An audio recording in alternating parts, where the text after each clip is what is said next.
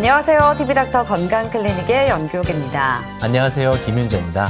네, 원래 봄철에 증가해서 이 가을철에는 감소하게 되는 A형 간염. 그런데 올해는 좀 상황이 달랐습니다. 여름에서 가을로 넘어가는 사이에 발병 환자들이 많았고요. 그때 이제 병원에 입원한 사람들도 많았습니다. 네, 맞습니다. 원인은 조개젖으로 밝혀졌는데요. 얼마나 환자가 늘었나 봤더니 작년 같은 기간보다 약 8배 가까이 늘었다고 합니다. 네, 맞습니다. 일단 감염되고 나면 특별한 치료제가 없어서 예방이 가장 중요하다고 하는데요. 오늘은 A형 간염에 대해서 자세히 알아보도록 하겠습니다. 먼저 오늘 함께해 주실 분 화면으로 소개해 드릴게요. 간은 우리 몸에서 가장 큰 장기로 무게가 약 1,500g에 달하며 인체의 화학공장 역할을 한다. 체외에서 유입되거나 체내에서 생성된 호르몬 등 각종 물질들을 가공 처리하고 중요한 물질들을 합성 공급하는 간은 이런 역할 때문에 인체의 화학공장으로 불리기도 한다. 간은 일반 사람들이 그냥 단순히 술이나 약을 해독하는 그런 장기로 알고 있는데 그 외에도 여러 가지 기능을 하고 있습니다. 첫 번째는 탄수화물이나 지질의 대사에 관여를 하고 그리고 지방을 분해하는 담즙의 생산, 분비하는 역할을 하고 비타민의 활성화에도 관여하고 있습니다. 이렇게 중요한 간 건강에 최근 빨간불이 켜졌다. A형 간염으로 인한 급성 간염이 급증하고 있기 때문이다. 질병관리본부 통계에 따르면 올해 1월부터 8월 말까지 총 13,000여 명의 환자가 신고됐는데 이는 지난해 같은 기간보다 약 7.7배 증가한 수치다. A형 간염은 지금 제1군 법정 감염병으로 지정된 질환으로 입으로 통해서 침투해서 간에 증식해서 증상을 나타내는 질환입니다. 보통 설사, 고열, 그리고 상부 불편감, 식욕 부진 등의 증상이 나타나고 성인에서는 70% 정도 황달 증상이 동반되고 있습니다. A형 간염은 분변으로 인해 사람에게서 사람으로 또는 바이러스에 오염된 음식물을 통해 전염된다. 최근에는 조개젖 섭취가 원인으로 지목되면서 이슈가 되기도 했다. 감염되면 고열과 권태감, 식욕 부진, 오심, 복부 불쾌감, 흑색뇨 등이 나타나며 70% 정도에서 황달이 동반된다. 최근에는 조개젖 섭취에 의해서 증상이 나타나는 걸로 밝혀졌기 때문에 당분간은 조개젖 섭취를 중단해야 됩니다. 그리고 A형 간염 환자와 접촉을 했다면 2주 이내에 예방접종을 하는 게 효과적이고 가장 중요한 거는 항체가 없는 분들은 미리미리 예방접종을 하는 게 가장 중요합니다. A형 간염은 2014년부터 국가 예방접종 대상에 포함돼 2012년 이후 출생 영유아는 무료 예방접종이 가능하다. 가족 중에 A형 간염을 앓은 환자가 있으면 접촉 후 일주일 이내에 백신 접종을 하는 것이 사후 예방책으로 효과적인데 오늘 TV닥터 건강클리닉에서는 최근 증가하고 있는 A형 간염이 어떤 질환인지 그리고 어떻게 치료하는지 소화기내과 전문의 이종호 과장과 함께 자세히 알아본다. 네, 인간에게 발생하는 다양한 바이러스 질환들은 그 위생 상태가 좋아지면서 발병률이 좀 줄어들거나 아니면 사라지기도 하는데요. 그런데 A형 간염의 경우는 되레 발병률이 늘고 있어서 좀 참으로 걱정되는 부분입니다. 네, 맞습니다. 이번 A형 간염 급증의 원인으로 지목된 조개젖 역시 생활 폐수 탓으로 알려져 있는데요. 정부에서는 안정성이 확보될 때까지 당분간 조개젖 섭취를 삼가할 것을 당부하고 있습니다. 네, 맞습니다. 지금은 소강 상태이긴 하지만 아직 안심할 단계는 아니라고 하는데요. 그 환자 급증으로 많은 분들이 궁금증을 갖고 있는 A형 간염에 대해서 오늘 자세히 알아보겠습니다. 앞서 화면으로 소개해드렸던 이종호 과장 스튜디오에 함께하고 있습니다. 과장님 어서 오세요. 네, 안녕하세요. 네, 반갑습니다. 이 간염을 제대로 이제 치료하지 않으면 간경화 또 더욱더 심각해질 경우에는 간암으로까지 발전을 할 수 있다고 하는데요. 꼭 치료를 해야 되는 질환인 것 같습니다. 그런데 이 간염에는 몇 가지 또 종류가 있다고요. 네, 맞습니다. 간염은 A형부터 E형까지 모두 5가지가 보고되고 있고 우리나라에서는 다들 아시겠지만 A형, B형, C형 이 3가지가 많이 보고되고 있습니다. D형 간염 같은 경우는 B형 간염과 중복 간염으로 많이 보고가 되고 있고 E형 간염은 드물게 우리나라에서 보고가 되고 있습니다. 먼저 자료를 보면서 말씀드리도록 하겠습니다. B형 간염 바이러스는 DNA 바이러스이고 나머지 4가지는 모두 RNA 바이러스로 감염이 됩니다. 전염 경로 같은 경우는 B형, C형, D형은 비경구적 감염, 그러니까 주사나 혈액이나 그 체액을 통해서 감염이 되고 A형과 E형이 경구 감염으로 전염이 되게 되어 있습니다. 그리고 잠복기는 2주에서 6개월로 차이를 보이고 있습니다. 그리고 중요한 것은 간 경변으로 진행할 수 있는 만성화 여부를 보는 건데 B형, C형, D형만이 만성화로 간다고 보고가 되고 있습니다. 오늘 알아볼 A형 간염 질환은 만성화로 가지 않고 사망률 또한 0.5% 이하, 0.1%로 보고되고 있습니다. 네, 그중에서도 오늘은 A형 간염에 대해서 알아볼 텐데요. 이 바이러스가 발견된 지 오래된 바이러스인가요? 네, 맞습니다. 발견된 지는 오래되었습니다. 1973년 A형 간염 환자에서 대변에서 처음으로 검출이 되었고 세계보건기구 발표에 따르면 매년 약 140만 명의 환자가 발생하고 있다고 보고하고 있습니다. 그리고 A형 간염 바이러스 같은 경우는 생존 능력이 아주 강한 바이러스로 알려져 있고 자료를 보면서 말씀드리도록 하겠습니다. pH 1인 산성 환경에서 2시간 생존이 가능합니다. 이 말뜻은 사람 입으로 침투한 바이러스가 폐하 1.5에서 3 사이인 위산의 공격에서도 살아남을 수 있다는 것을 뜻합니다. 그리고 바이러스가 생존하기 좀 어려운 환경인 건조한 환경에서 25도씨에서 한 달 동안 생존이 가능하고 그리고 42% 습도이거나 영하 20도 이하인 환경에서도 수년간 보관이 가능하다고 보고되고 있습니다. 열에도 안정적이긴 한데 60도에서 1시간 이상 생존이 가능하다고 알려져 있습니다. 하지만 그 A형 간염 바이러스도 비활성화되는 경우가 있습니다. 보시면은 1.1와트 자외선에서 1분 동안 비활성화된다는 것이 보고되고 있고 그리고 포르말린이나 염소에서도 A형 간염 바이러스는 비활성화됩니다. 그리고 아까 말씀드렸듯이 60도에서는 1시간 이상 생존이 가능하지만 85도씨 이상의 열에서는 1분 안에 비활성화된다고 보고되고 있고 이 85도씨 이상에서 비활성화된다는 사실은 A형 간염 예방에 있어서 중요한 정보가 되겠습니다. 네. 그리고 또 가장 중요한 건 아무래도 감염 경로일 텐데요. 이번 케이스만 보더라도 이제 조개저 때문에 이제 감염이 됐었는데 음식이 좀 중요할 것 같습니다. 네, 맞습니다. 올해는 조개적 섭취로 인해서 많은 환자들이 발생이 했고, 그 조개적 섭취로 인한 감염 증가의 그 증거들은 제가 뒤에서 자세하게 설명드리도록 하겠습니다. 이것에서 알 수 있듯이 대부분 경구 섭취로 인해서 감염이 됐는데, 자료를 보시면은, 사람과 사람 사이에 전염되는 경로는 대부분 감염자의 대변에 오염된 물이나 음식 등을 섭취하면서 경구를 통해 감염이 됩니다. 또한 A형 간염 환자의 직접 접촉을 통해서도 감염이 됩니다. 그렇기 때문에 가족 또는 직장 동료에게 전파가 되기 쉽고 인구 밀도가 높은 군대, 보육시설, 고아원에도 집단으로 발생하는 경우가 생기고 있습니다. 그래서 A형 간염 환자가 내원한 경우에는 최근에 뭐 예식장이나 뷔페 식당 같은 사람이 많은 곳에 갔다 온 적이 있는지 확인하는 것이 중요하겠습니다. 네, 그런데 이렇게 물이나 음식 섭취와 상관없이 감염되는 경우도 있다고 그러죠? 네, 드물지만 가능합니다. 많은 분들이 경구로만 감염된다고 알고 계신데 뭐 자료에 보시는 것처럼 혈액이나 성접촉을 통해서도 전파가 가능합니다. 네. 주사기를 통한 감염, 그리고 혈액 제제를 통한 감염 등이 가능하고 이 A형 간염 환자의 경우에서는 환자의 혈액에서 바이러스 균이 있기 때문에 A형 간염이 걸리고 증상이 없다고 하더라도 잠복기에 헌혈을 한 경우 헌혈한 혈액에는 A형 간염 바이러스균이 존재하게 됩니다. 네. 이 혈액을 수혈을 하게 된다면은 A형 간염에 대한 항체가 없는 사람들은 A형 간염에 걸릴 확률이 증가하게 됩니다. 또한 성접촉을 통해서도 감염이 일어나게 되는데 특히 남성 동성애자 같은 경우에서는 감염성이 더 증가하게 되겠습니다. 네, 그렇군요. 그러면 이 국내에서도 뭐 수혈 때문에 감염된 케이스가 있습니까? 예, 보고된 사례가 있습니다. 자료를 보면서 자세하게 말씀드리도록 하겠습니다.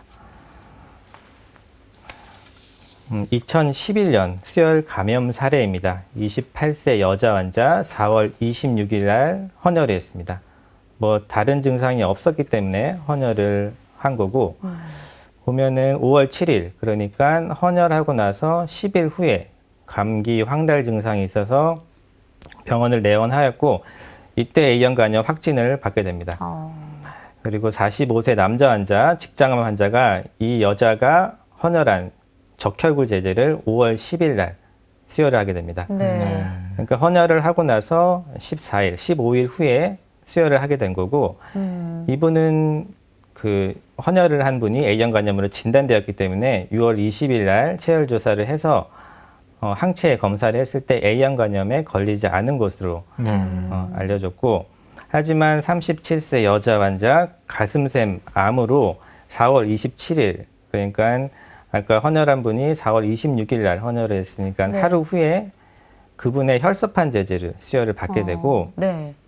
6월 8일 그러니까 이분이 이제 헌혈을 하고 나서 40일쯤 후에 이 헌혈 수혈을 받은 여자분이 증상이 발생하게 됩니다. 오심, 발열, 피로감 같은 증상이 발생해서 6월 13일 날 혈액 검사에서 간 수치가 AST, ALT가 우리가 흔히 얘기하는 간 수치고 네. 정상이 40까지입니다. 보면은 3,587 그리고 2,736으로 정상의 100배 정도 올라가 있는 것을 확인할 수 있습니다. 네. 네. 그리고 이분이 결국에는 항체, IgM 항체가 양성으로 A형 간염 확진을 받게 되고 다행히 뭐 입원 치료한 후에 완쾌가 된 케이스고 중요한 것은 헌혈에서 수혈까지 이 기간이 감염 여부에 작용한 것이 아닌가라고 우리가 예측할 수 있고 이 사례는 수혈을 통해서 A형 간염이 걸릴 수 있다는 것을 보여진 사례입니다. 네. 네.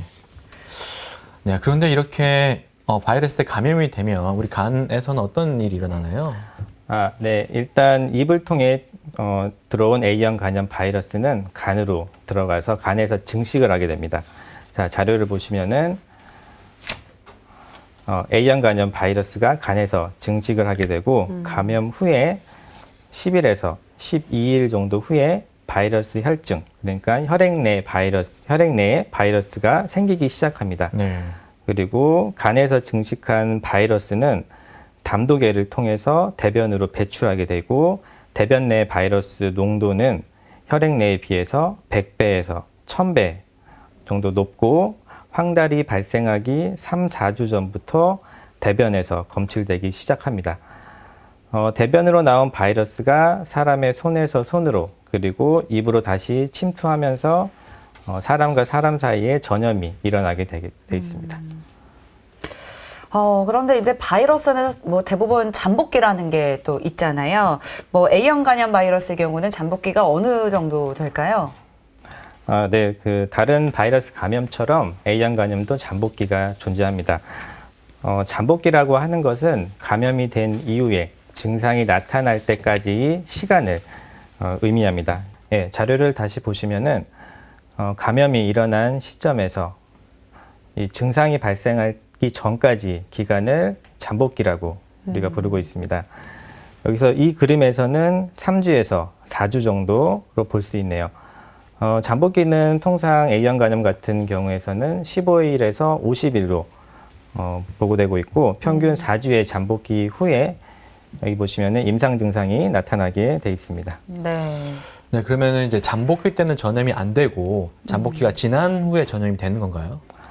네. 아닙니다. 잠복기에도 감염성이 충분히 있고 다시 그림을 보면서 자세하게 설명드리도록 하겠습니다. 네. 감염성이 있다는 것은 혈액 내에 바이러스 농도가 올라갔다는 얘기고 대변 내에 바이러스 농도가 같이 올라갔다는 의미입니다. 이 두께 자체가 농도를 의미하고 네. 여기 보시면은 이 잠복기 시기에도 감염력은 많이 증가하고 있습니다. 네. 보시면은 증상이 발생하기 전부터 혈액 내, 대변 내 바이러스 농도가 증가하기 때문에 네. 이때도 전염성이 있다고 알고 계시면 되고 네.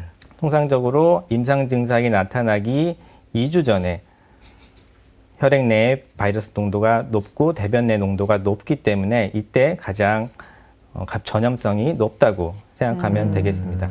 그리고 증상이 발생하고 나서 네. 점점 약해지네요. 농도가 약해지고 있는 것을 보면은 네. 임상 증상이 생긴 후 일주일 정도까지를 우리가 전염성이 있다고 알고 있고, 정리를 하자면은 그 임상 증상이 나타나기 2주 전부터, 그리고 임상 증상이 나타나고 일주일 후까지 전염성이 있다고 보면 됩니다. 네, 그렇군요. 근데 아무래도 이게 이제 같은 공간에서 생활을 하다 보면 좀 감염 위험들도 좀 높지 않을까 싶은데 격리가 좀 필요할 것 같아요. 어떻습니까? 네, 맞습니다. 아무래도 접촉을 통해서 A형 간염 바이러스가 감염되기 때문에 격리가 꼭 필요하고 법으로도 딱 정해져 있습니다. 법으로 정해진 것은 격리 기간은 설사가 멈추고 나서 증상이 발생한 날로부터 일주일까지를 격리를 한다고 원칙적으로 정하고 있습니다.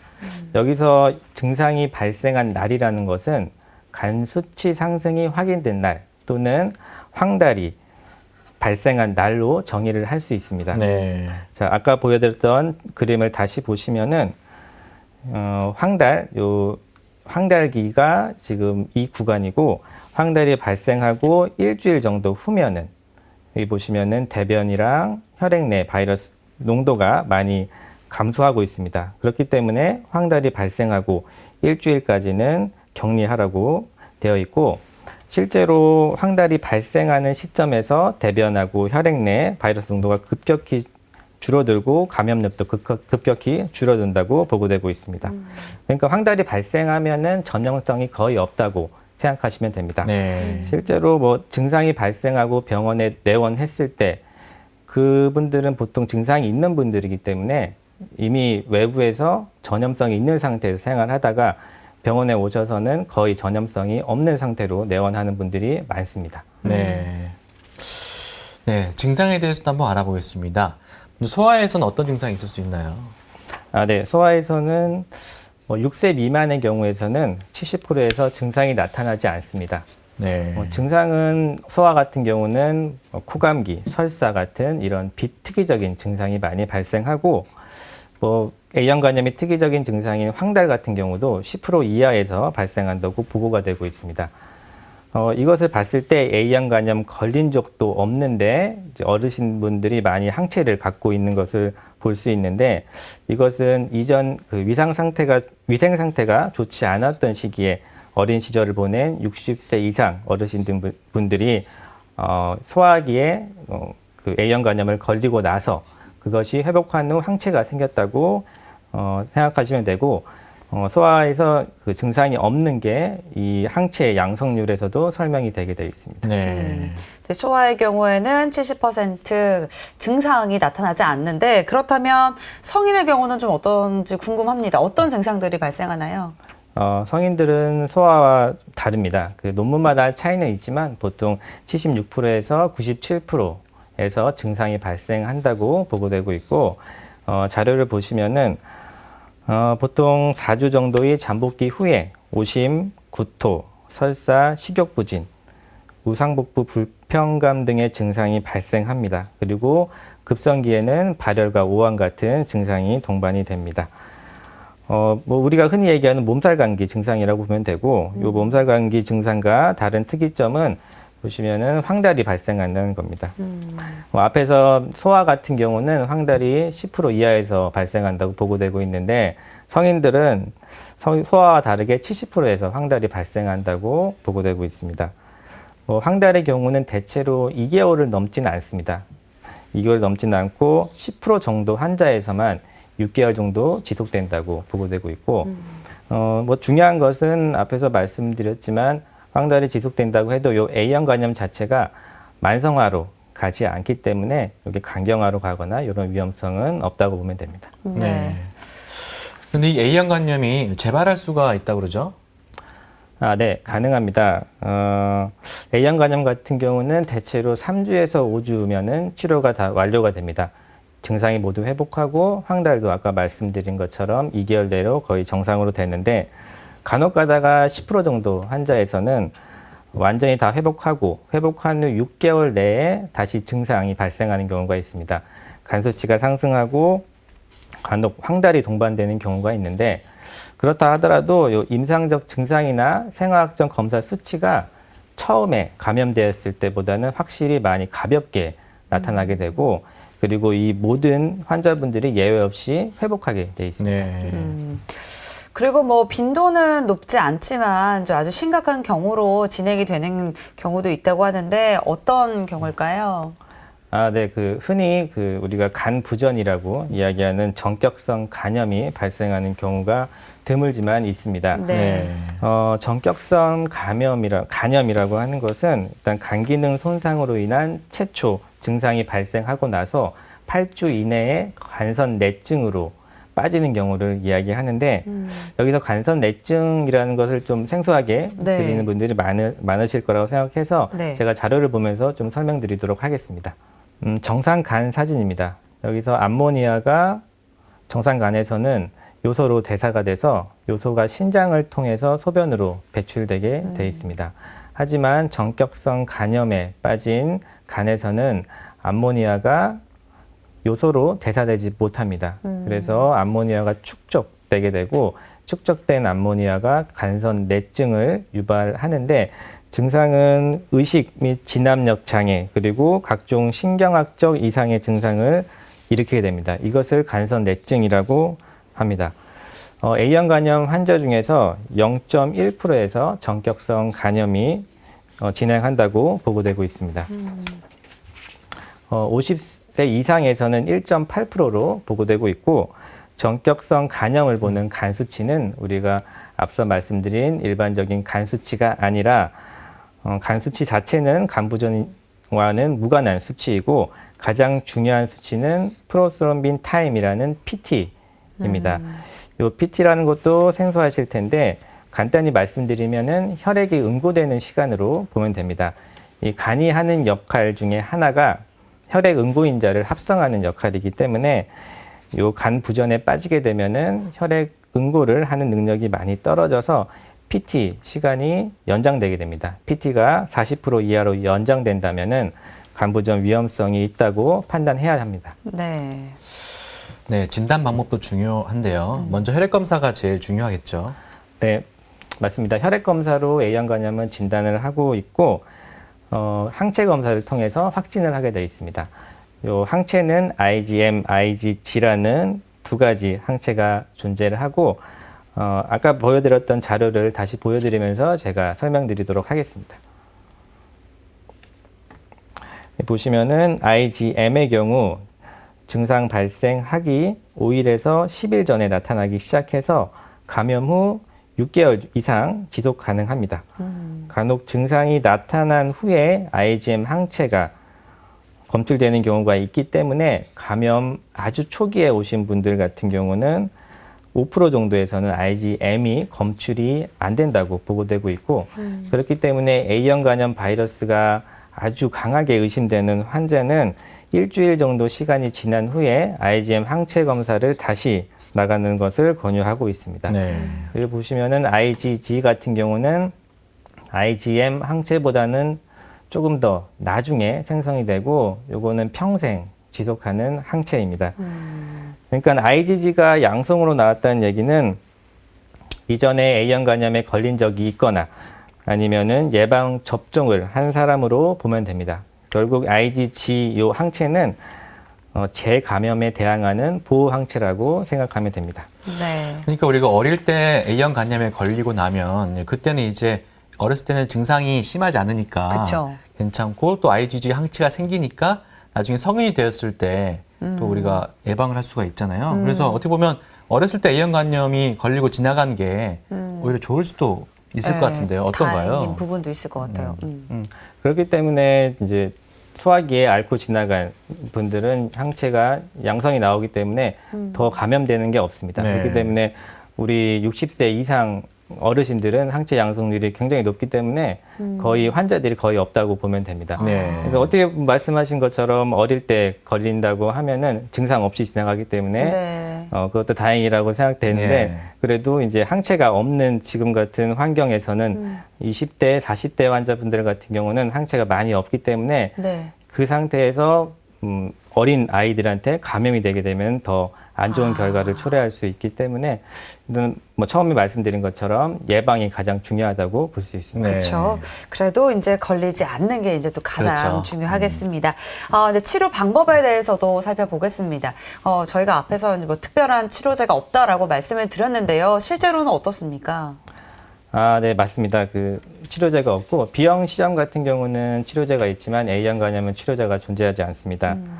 뭐 증상에 맞춰서 대증요법을 시행을 해야 되고 식사를 잘 못하고 수액을 맞는 치료가 필요하다면 입원을 해야 되고 그리고 무리한 운동을 삼가하고 술을 자제하는 것을 저희가 권유드리고 있습니다.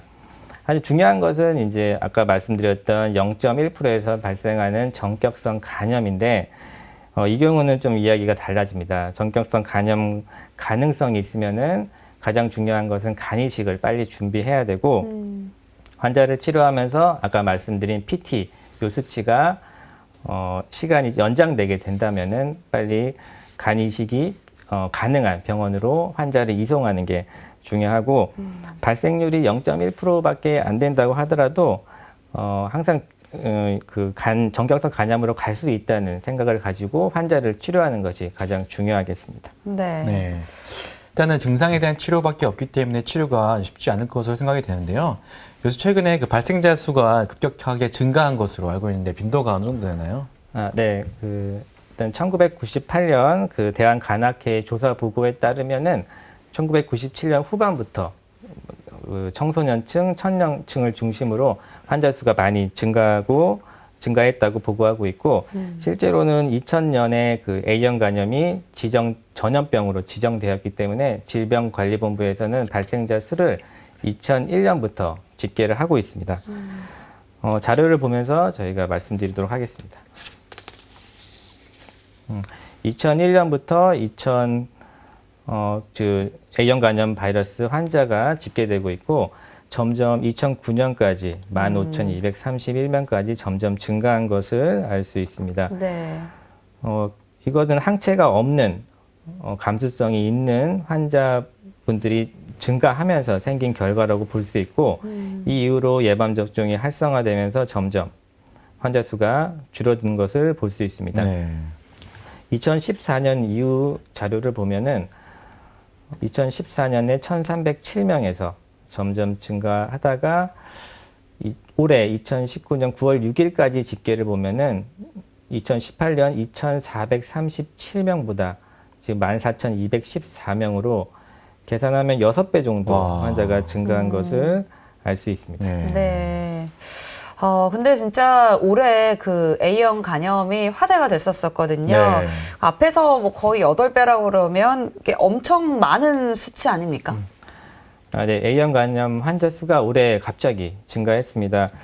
아까 보신 자료를 다시 보시면은 10만 명당 발생률을 보면은 2018년도에는 10만 명당 4.7명이었지만 2019년 9월 6일까지 환자 수는 10만 명당 27.4명으로 보고하고 있습니다.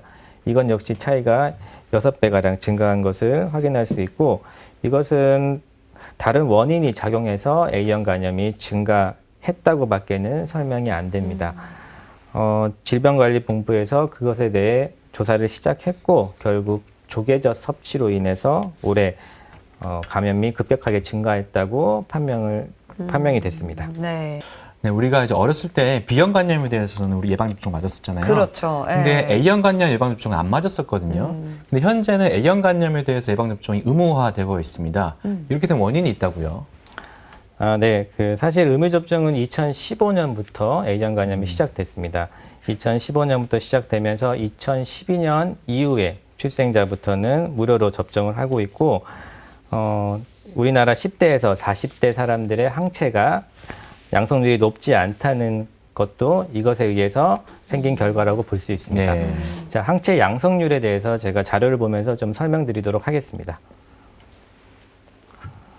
10대 항체 양성률을 보면은 이것은 80년대 그리고 요 밑에 것은 2007년도에 조사한 자료이고 지금 1979년입니다. 요거는 10대 항체 양성률이 80%이고 밑에 거 2007년도 조사 자료에 의하면은 10대가 20% 이하로 측정이 되고 20대 또한 20% 미만이었습니다.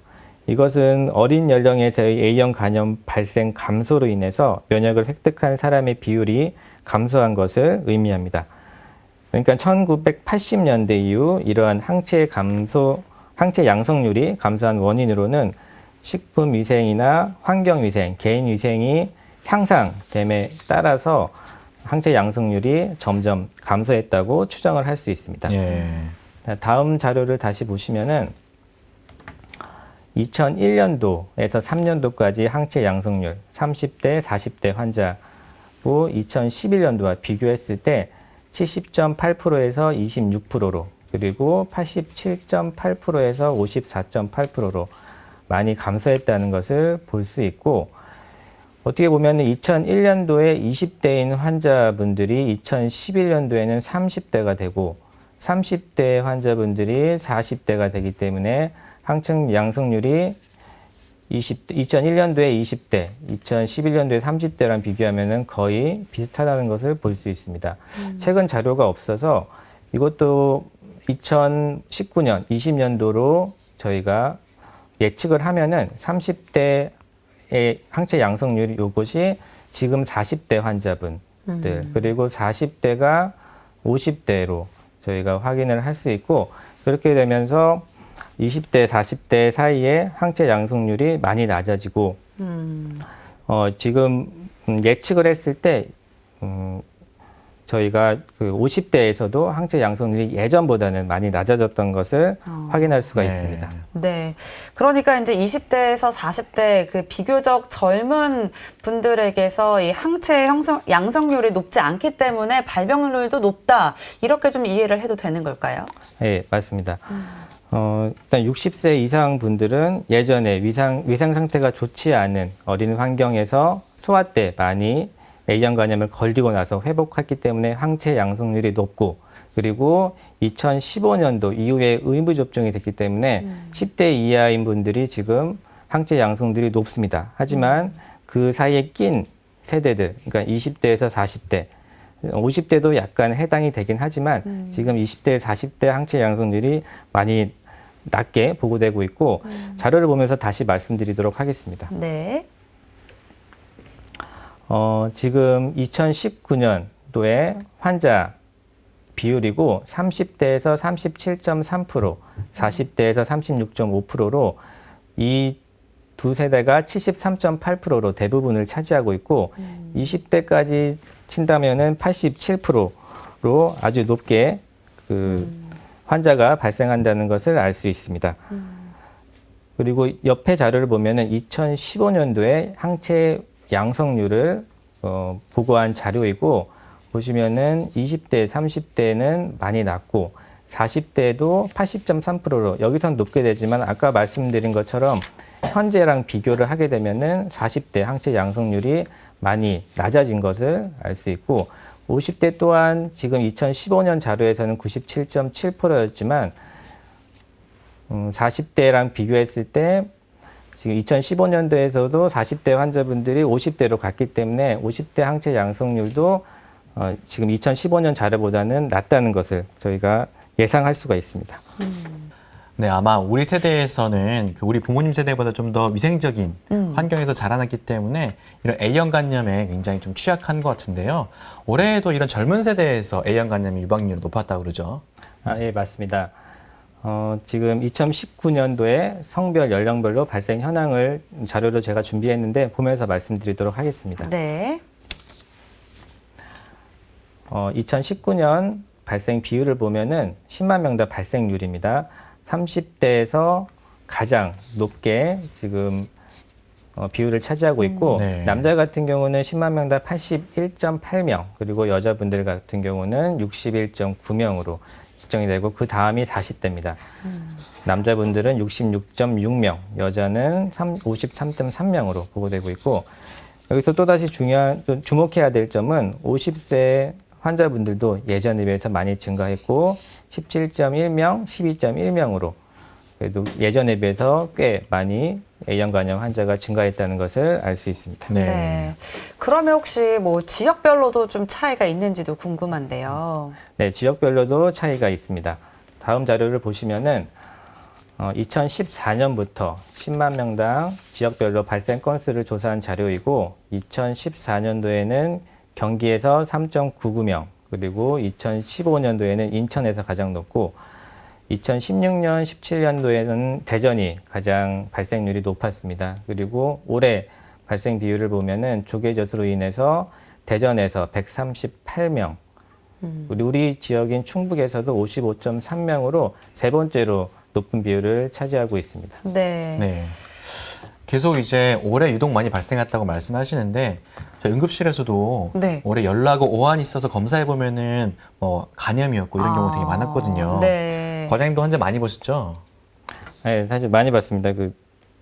작년이랑 비교했을 때도 엄청 많이 늘어났고 작년 같은 경우는 입원 환자가 한 명도 없었습니다. 네. 하지만 외래에서 진단된 환자가 한 명 있었고 올해 진료를 하다 보니까 외래에서 진단된 환자가 7명, 그리고 입원 환자가 68명으로 예전에 비해서 뭐 숫자로 따지면 75배 정도 증가했다고 아이고. 저희 병원은 많이 증가했습니다. 네, 이게 진짜 어마어마한 배수로 늘어났는데, 그러니까 이 원인이 조계젖으로 밝혀졌습니다. 이게 조계젖이라는 원인은 어떻게 찾아낸 건지도 좀 궁금한데요. 네. 워낙 급격하게 증가했기 때문에 질병관리본부에서 역학조사를 했고, 네. 이 자료를 보면서 제가 좀 설명드리도록 하겠습니다. 첫 번째 증거는 집단 발생한 26건 중에서 21건, 그러니까 80.7%에서 조계젖 섭취를 확인을 했습니다. 그리고 이 18건 중, 그러니까 21건 중에 18건 중에 11건에서는, 그러니까 61.1%에서는 조계젖에서 A형 간염 바이러스 유전자를 검출했고, 또 이 5건을 유전자 분석을 시행을 했을 때 네. 환자에게 검출된 바이러스와 조계젖에서 검출된 바이러스 유전자가 같은 근형 관계로 밝혀져서 이것이 그 A형 간염 발생 증가 증거로 첫 번째로 뽑을 수 있는 증거고, 다음 자료를 보시면은 네. 질병관리본부에서 통계낸 자료이고 5월 29일 날 조계젖 제공이 시작합니다. 그리고 4주 후부터 6월 말부터 증상이 생기는 환자가 보고되고 있고, 아까 말씀드린 것처럼 잠복기가 4주라고 말씀드렸습니다. 그렇기 네. 때문에 때문에 조계젖 제공이 시작한 후 4주 후에 환자가 발생했고, 조계젖 제공을 중지한 7월 16일부터 따지게 되면은 이때 4주, 그러니까 8월 말에서는 환자 보고된 게 없습니다. 그렇기 때문에 조계젖으로 인해서 A형 간염 발생률이 증가했다는 이게 두 번째 증거입니다. 그리고 7월 말부터 저희가 8월 말까지 확진자 2,178명을 대상으로 무작위로 2,270명을 표본 추출했을 때 네. 이 중 42%에서 조계젖 섭취를 했다고 이렇게 조사가 됐기 때문에 이상에서 말씀드린 세 가지 증거로 A형 간염 가장 최근에 증가한 원인이 조계젖 때문이라는 것을 밝혀냈습니다. 네. 사실 이제 집단 감염이 굉장히 또 무섭기도 하고 좀 중요한 문제가 될 텐데, 학교 아니면 뭐 식당 이런 데도 사람들이 많다 보니까 이게 감염에 노출되면 굉장히 위험할 것 같거든요. 이런 경우에는 어떻게 해야 될까요? 네. 학교나 식당도 많이 감염에 노출되면은 전염자들이 많이 발생할 수 있기 때문에 관리가 중요하고, 학교에서 발생한 경우에서는 환자가 한 명 발생했고 외부로부터 감염된 것이라면은 특별한 예방 조치는 필요하지 않습니다. 하지만 그 학교 내에서 전파로 확인된 경우에서는 환자와 접촉한 이런 접촉력이 확인된 분들은 꼭 예방 접종을 하라고 권고하고 있고, 식당 요리사 같은 경우에서는 감염된 경우 여러 사람에게 전염시킬 수 있기 때문에 같은 식당의 요리사 분들은 예방접종을 하라고 이렇게 권고를 하고 있고, 만약에 A형 간염에 걸린 그 요리사 같은 경우도 증상이 생기고 나서 일주일 동안은 휴직을 하라고 이렇게 권고하고 있습니다. 그리고 많은 분들이 궁금해하실 건데, 요리사 분이 감염이 된다면은 네. 그 식당 그 손님들은 특별히 예방 조치가 필요하지는 않습니다. 접촉하는 뭐 이런 시간이나 이런 게 없기 때문에 네. 굳이 접종을 할 필요는 없습니다. 네. 네. 이번에는 예방접종에 대해서 한번 알아보겠습니다. 국가 예방접종으로 아이들을 대상으로 예방이 되고 있죠. 네, 맞습니다. 제가 표를 보면서 자세히 설명드리도록 하겠습니다. 우리나라에서는 A형 간염 국가 예방접종 도입의 역사를 보면은 2009년도에 우선순위 설정을 위한 연구에서 폐렴구균 그리고 HIV 뇌수막염 백신 다음으로 도입 순위가 높은 백신이었고 2010년도 예방접종 전문위원회에서는 백신 도입을 적극 공고하였습니다. 그래서 2015년 3월부터 정기 예방접종이 필요한 감염병으로 지정이 됐고 2015년 5월 1일부터 국가 예방접종으로 도입이 되었습니다. 그래서 2012년 1월 1일 이후 출생아에 대해서 의무적으로 무료로 접종이 시작되었습니다. A형 간염 예방접종 대상에 대해서 제가 말씀드리도록 하겠습니다. 표를 보시면은 생후 12개월에서 23개월 모든 소아를 대상으로 접종을 하게 돼 있고 1차 접종 후에 6개월 이상 경과 후에 2차 접종을 하게 돼 있습니다. 6개월에서 1년 사이에 2차 접종을 권고하고 있고 만약에 시기를 놓쳐서 1차 접종 후에 1년이 시간이 지났다 하더라도 지연 접종으로 1차 접종을 다시 하는 게 아니라 2차 접종을 추가로 하면은 되게 돼 있습니다. 그리고 고위험군인 소아 청소년이나 성인 같은 경우도 필수적으로 A형 간염 예방 접종을 권고하고 있고 40세 이상 성인 같은 경우에서는 항체 검사 실시 후에 백신 접종을 권고하고 있고 40세 미만 성인 같은 경우는 항체 검사 없이 백신 접종을 하는 것을 권고하고 있습니다. 사실 10년 전만 해도 권고 대상이 30세 이상이면은 항체 검사 실시하고 백신 접종을 권고하고 30세였습니다. 근데 지금은 워낙 항체 양성률이 40세에서 많이 낮기, 30대에 많이 낮기 때문에 40대 기준으로 항체 검사를 하고 백신 접종을 하는지 여부가 지금은 많이 30세에서 40세로 증가했다고 보면 됩니다. 네. 아무래도 이제 위생 상태에 영향을 좀 많이 받는 질환이다 보니까 A형 간염이 유행하는 지역도 있을 것 같은데요. 이런 지역으로 여행을 가게 된다면 좀 어떻게 해야 될까요? 네. 유행 지역이 어딘지 보는 게 먼저일 것 같고, 제가 지도로 한번 표시를 해봤는데, 노란색 표시된 부분이 다 A형 간염 유행 지역입니다. 네. 굉장히 지금, 많이 분포되어 있는데, 이거 다 기억하기는 어렵고요. 네, 맞네요. 지금 간단히 말씀드리면 이제 선진국, 그러니까 서유럽, 북유럽, 미국, 캐나다, 뉴질랜드, 호주, 일본, 이것을 제외하고는 다 그냥 유행 지역으로 보면 됩니다. 네. 그렇기 때문에 이거 이외에 가는 분들은 여행 계획을 하는 즉시 접종을 하도록 권고를 하고 있고 출발하는 당일이라도 백신 접종을 권유를 하고 있습니다. 만약에 출발일이 2주 이내로 남았다면은 만성 간질환이나 이런 고위험군 같은 환자분들은 면역글로불린과 백신을 같이 투여하라고 저희가 권고를 하고 있습니다. 네. 이제 예방이 가장 중요하니까요. 백신 접종도 잊지 마셔야 될 것 같습니다.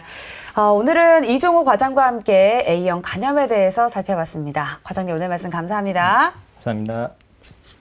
네, 이번에 문제가 됐었던 A형 간염은 생활폐수 유입에 따른 해양 오염이 지목이 됐고요.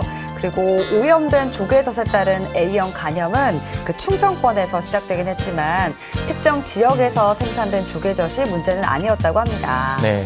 우리 주변 환경이 깨끗해졌다고 하지만 그래도 이런 바이러스들이 남아있는 만큼 여전히 환경 위생에 신경을 좀 더 써야 될 것 같고요. 그리고 예방접종 잊지 마시고요. 네. TV닥터 건강클리닉 오늘은 여기까지입니다. 저희는 다음 이 시간에 다시 찾아뵙겠습니다. 고맙습니다.